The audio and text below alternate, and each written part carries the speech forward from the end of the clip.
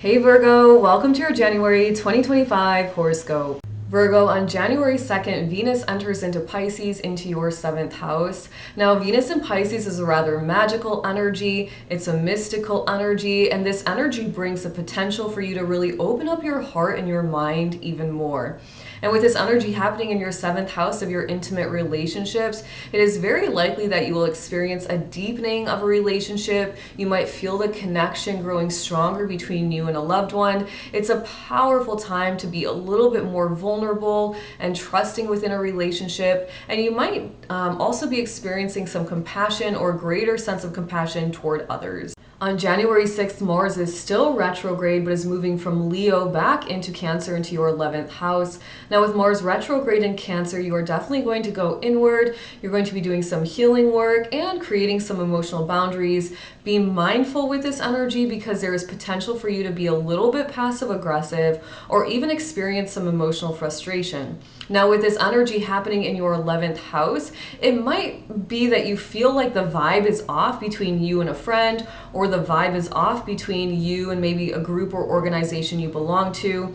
It also might be that you are feeling a little bit frustrated because you're trying to show up as a more authentic version of yourself, but for some reason you're kind of coming up against some resistance, or it feels harder to show up as the true version of who you are. Just relax, take a step back, just chill out. Mars does go back direct February 2025, and all of this will feel much easier. On January 8th, Mercury enters into Capricorn into your 5th house.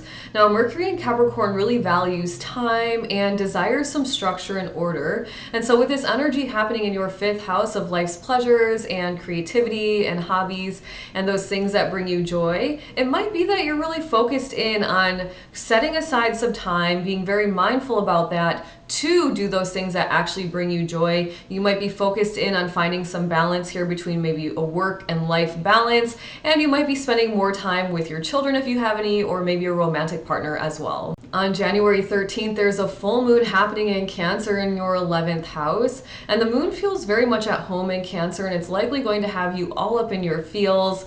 And as it relates to your 11th house, it could be that you realize there are some limiting beliefs you're holding on to, or emotions that you're holding on to, that are keeping you stuck in a version of yourself that is not the most authentic version. It's a powerful time to let those emotions go, specifically emotions like anger or resentment or jealousy or guilt, some of those lower vibrational emotions. Now, it's also a time where you might realize you're no longer resonating with a friend or maybe a group that you belong to, and you might be kind of severing ties with that friend or that group. Before we move on, if you enjoy this type of information, then make sure to check out the description box below and get your Know Thyself birth chart report today. When you learn the energy that is extremely unique and specific to you, you will know how to use your energy to actually manifest your best reality. We are living in 2025 at this point, and we all know we are energetic beings, so it is time for you to learn how to use your energy in the easiest way to manifest it all.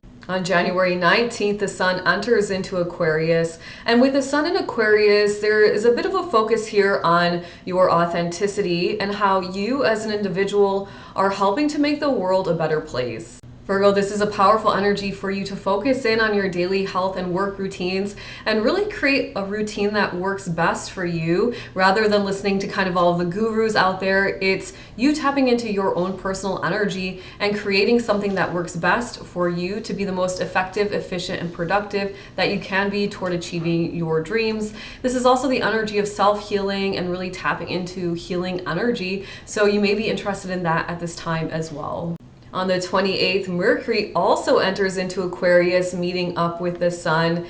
And Mercury in Aquarius has you desiring to be more of a free thinker. You're desiring to speak for yourself as well. And it could be that you're feeling a little bit rebellious at this time. With this energy happening for you in your 6th house of your daily work and health routines, it is very likely at this time that you are figuring out your own routine. You're kind of tired of listening to maybe the experts or the gurus, and you realize that you are in charge of your own health. You are the one that heals yourself, and you are the one who's going to be the most effective, efficient, and productive. And so once again, you're really kind of tapping into your own energy to create systems and routines that will work best for you.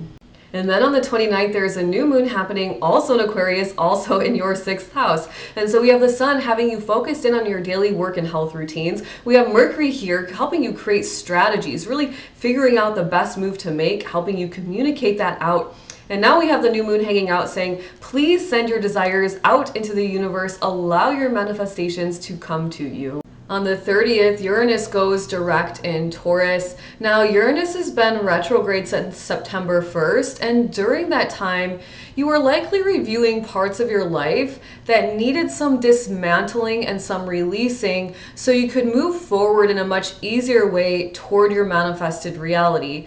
Now, it's likely with Uranus direct in Taurus that you're going to feel more free, and it's going to be easier for you to show up as your authentic self. With this energy happening for you in your 9th house, it's very likely that you feel a sense of groundedness or finality almost to this new version of you. It's like you know now that you have really grounded yourself into a new frequency. And it's also at this time where you might be extremely open-minded to different places, different people, different ideas, and different perspectives.